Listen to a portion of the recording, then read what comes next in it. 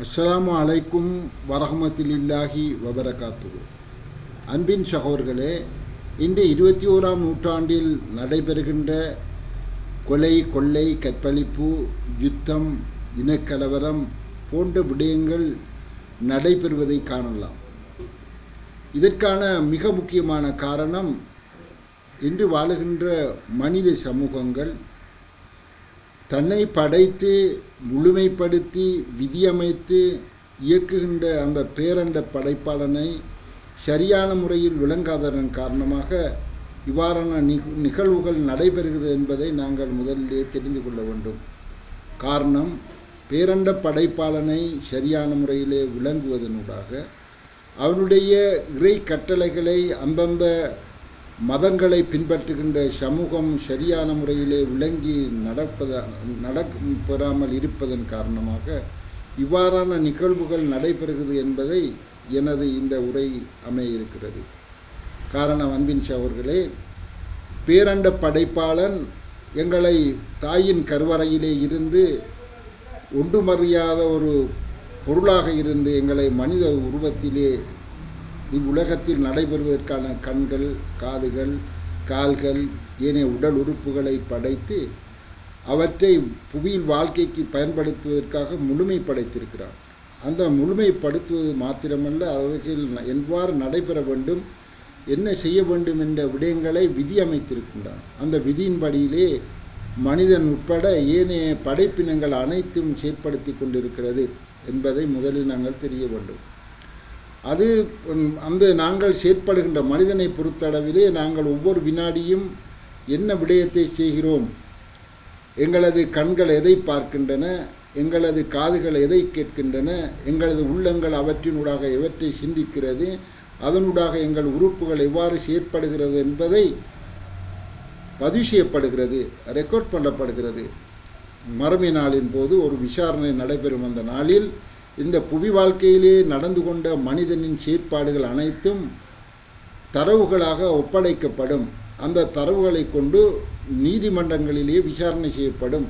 அந்த விசாரணை பொறுத்தளவிலே அவர்கள் என்ன செய்தார்கள் என்பதை அத்தனையும் அங்கே முன்வைக்கப்பட்டு, அந்த இறைவனால் முன்வைக்கப்பட்ட மார்க்கம் என்ன கூறுகிறது, மனித சமூகம் எவ்வாறு நடைமுறைப்படுத்த வேண்டும் என்ற விடயங்களுடன் எமது செயற்பாடுகளையும் ஒப்பிட்டு நாம் இறை கட்டளையை, அந்த மார்க்கம் வேதங்களை பின்பற்றி நடந்த அந்த கட்டளைகளுக்கான நன்மையான தீர்ப்பும் அதற்கு மாற்றமான மனோ இச்சை போன்ற காரணங்களினால் செயற்படுவதனூடாக சீத்தானின் தூண்டுதலினால் ஏற்படுகின்ற செயற்பாட்டின் காரணமாக நாங்கள் செயற்படுகின்ற பாவமான கொலைகள், கொள்ளைகள், கற்பழிப்புகள், விபச்சாரம், இசை போன்ற விடயங்களில் நாங்கள் ஈடுபடுவது அது ஒரு பாவமான காரியமாக கருதப்படுகிறது. அது இறைவன், கோட், அல்லாஹ், பிரம்மா என்று அழைக்கப்படுகின்ற அந்த பேரண்ட படைப்பாளனின் கட்டளையாகும். எனவே அவனை நாங்கள் சரியாக விளங்குவதனூடாகத்தான், அந்த இறைவனை நாங்கள் விளங்குவதனூடாகத்தான் இந்த செயற்பாட்டை நாங்கள் சரியான முறையிலே விளங்க முடியும். இதை சரியான முறையிலே விளங்காதன் காரணமாக மனித சமூகங்கள் மேலே கூறிய மனோ இச்சை சீத்தானின் வழிகாட்டல் உண்டாக செயற்படுவதனூடாக இன்று பாவமான காரியங்களிலே அவன் சிக்கொண்டு செயற்படுத்துகிறான். அது மனித சமூகங்களுக்கும் பாதிப்பை ஏற்படுகின்றன.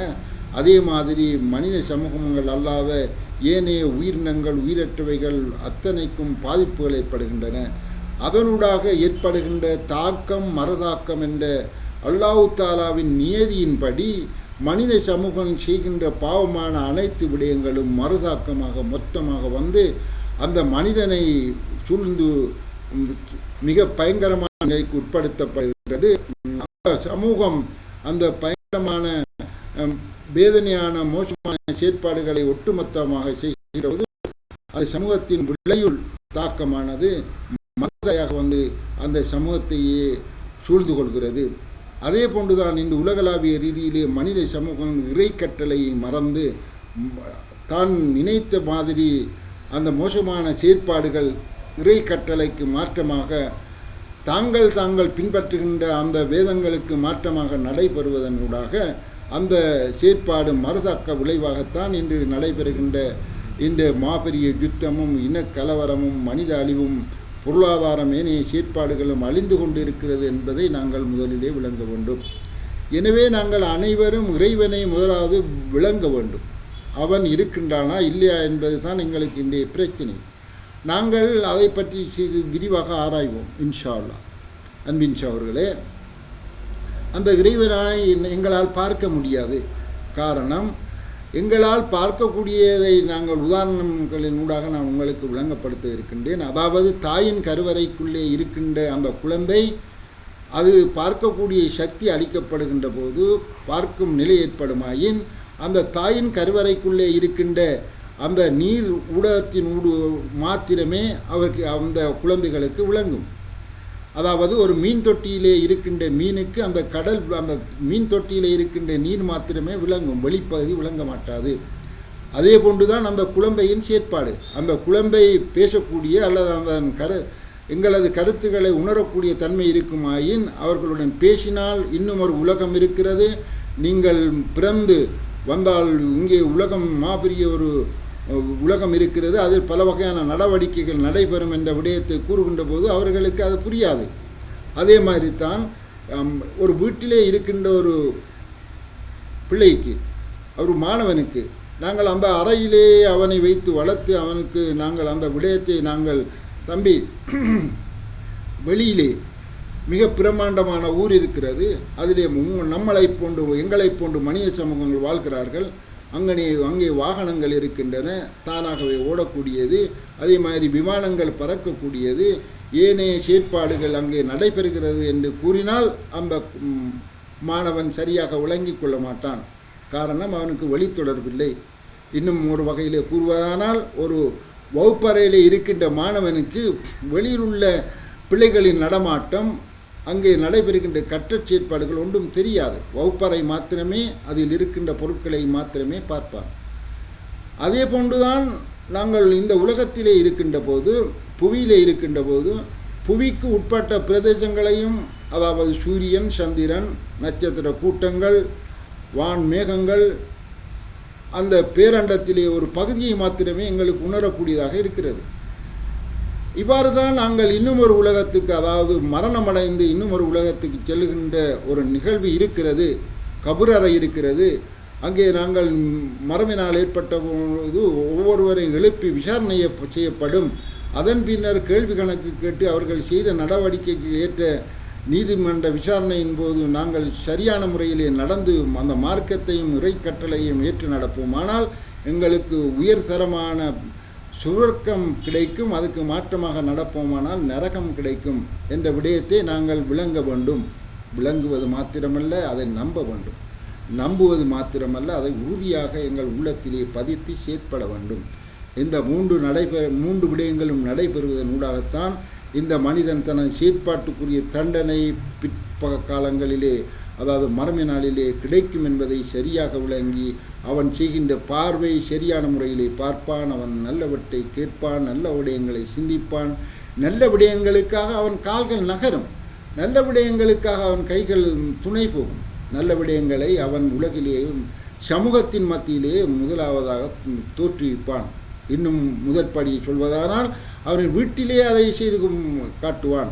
அதன் பிறகு அவன் செல்கின்ற அந்த சமுதாயத்தின் மத்தியிலே நல்ல விடயங்களை செய்வான். அது மாத்திரமல்ல, அவன் ஒட்டுமொத்த உலகத்திலேயே அவன் நல்ல எண்ணங்கள், நல்ல செயற்பாடுகள், மனிதநேய செயற்பாடுகள், நீதியை பின்பற்றக்கூடியது, சமாதானத்தை நிலைநிறுத்தக்கூடியது, ஒற்றுமையை நிலைநிறுத்தக்கூடிய மனித சமூகம் உருவாக்கப்படும்.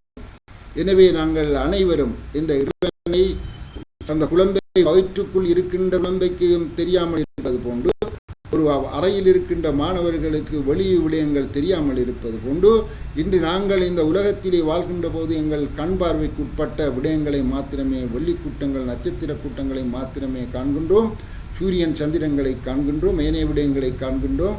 அதன் பின்னால் உள்ள மறு உலக வாழ்க்கையை எங்களுக்கு புரிந்து கொள்ளாத நிலை ஏற்பட்டிருக்கிறது என்பதை முதலில் நாங்கள் தெரிந்து கொள்வோம். இதை இன்ஷா அல்லாஹ் அடுத்த வீடியோவில் விரிவாக விளங்கப்படுத்த இருக்கின்றேன். முதலாவது நீங்கள் தெரிய வேண்டிய விடயம், நாங்கள் இறைவனை பார்க்க முடியாது இருப்பதற்கான காரணம், அங்கே அல்லாஹ் தாலாவின் ஒழுங்கமைப்பு. ஒவ்வொரு பொருளும் பார்க்கப்பட வேண்டுமானால் அவனுடைய கண்ணிலிருந்து அந்த பொருட்கள் விளங்க வேண்டும். அதற்கான ஏற்பாடுகள், ஒழுங்கமைப்புகள், சீரமைப்புகள் அந்த இறைவனால் செய்யப்பட்டிருக்கிறது.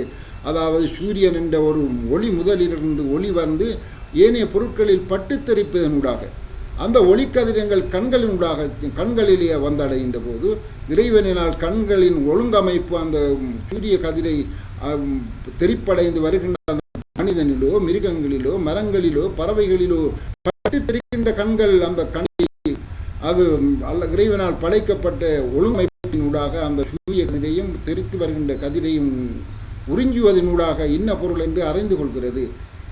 இந்த நிகழ்வு தாயின் கருவறைக்குள் இருக்கின்ற பிள்ளைகளுக்கு வெளியிலே இருக்கின்ற பொருட்கள் விளங்குவதற்கான ஒளி முதல் இல்லை, சூரியன் இல்லை. அதே மாதிரி இந்த ரூமில் இருக்கின்ற பிள்ளைகளுக்கு வெளியில் இருக்கின்ற அந்த பொருட்களிலிருந்து பட்டு தெரிக்கின்ற கதிர்கள் தன் கண்ணுக்கு வரவில்லை. அதன் காரணமாக அந்த பிள்ளைக்கு அந்த வெளியில் உள்ள பொருட்கள் தெரியவில்லை. அதே போன்று சூரியனால் ஏனைய பொருட்களினால் ஒளி வாங்கப்பட்ட அந்த கண்ணினூடாக சந்திரனை பார்க்கிறோம், சூரியனை பார்க்கிறோம், நட்சத்திரங்களை பார்க்கிறோம். ஆனால் இது தெரியவில்லை என்பதற்காக அந்த இன்னும் ஒரு உலகம் இருக்கிறது, அங்கே இறைவன் ஒன்று இருக்கின்றான், மிக மீத்திரன் உள்ள படைப்பாளன் ஒன்று இயக்கி கொண்டிருக்கின்றான் என்ற செய்தியை எங்களுக்கு விளங்க முடியாமல் இருக்கிறது. அதற்காக வேண்டி ஏற்கனவே படைக்கப்பட்டு விதியமைத்து விதியின்படி நடைபெறுகின்ற அந்த நிகழ்வை எங்களுக்கு இல்லை என்று தவிர்க்க முடியாது. எனவே நாங்கள் ஒவ்வொருவரும் எங்கள் கண்கள் அதற்கேற்ற வகையிலே ஒழுங்கமைக்கப்பட்டிருக்கிறது. அதாவது முப்பரிமாணத்தை பார்க்கக்கூடிய நிலையிலேயே எங்கள் கண்கள் இருக்கின்றன.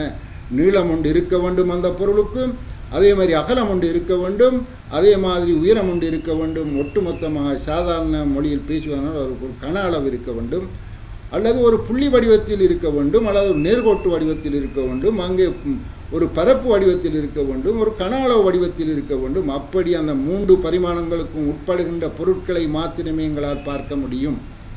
இல்லை என்றிருந்தால் நாங்கள் நுணுக்கு காட்டியினூடாக அந்த பொருட்களை விரிவாக்கி பார்ப்பதனூடாகத்தான் அந்த பொருட்களை அடைந்து கொள்ளலாம். எனவே இந்த விடயத்தை நன்கு தெரிந்து இறைவன் இல்லை என்ற விடயத்தை கொஞ்சம் யோசியுங்கள்.